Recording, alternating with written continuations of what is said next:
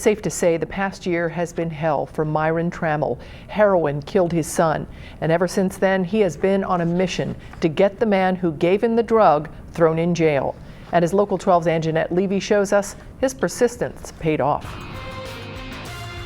Myron Trammell has lived without his son Chad since last July.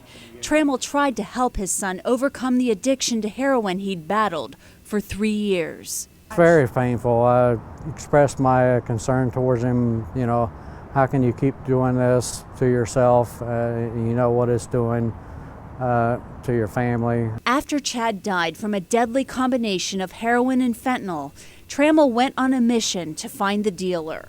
I wanted justice for Chad. Chad wasn't just another person walking around the street. I mean, he had family that cared about him. Trammell says John Wade sold Chad and one of his friends the drugs.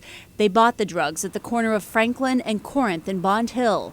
Federal prosecutors charged Wade since the drug sale resulted in a death. Heroin overdose deaths like Chad Trammell's have become a priority in Hamilton County. A bunch of different law enforcement agencies all working together to make sure that we find all of the cases that we can and that we figure out who can best prosecute them in terms of getting the biggest bang for the buck. Acting U.S. Attorney Ben Glassman says federal charges bring stiffer penalties. He hopes the case sends a message to dealers. Stop. We're going to come after drug dealers with every tool at our disposal. And Myron Trammell now feels like he got justice for Chad. Closure for our family, knowing that it's not another drug dealer pushing tainted fentanyl drugs.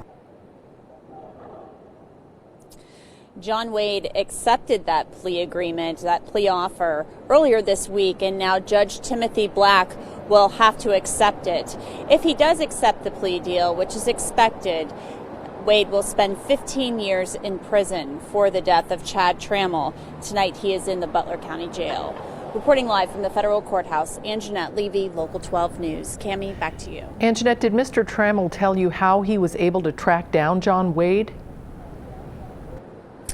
He said that a friend had actually purchased the drugs with his friend, so he was able to talk with that person and work from there and work with police.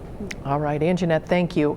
The Hamilton County Heroin Task Force investigated Chad Trammell's death. You can report an overdose death or tips about them to 946-4411.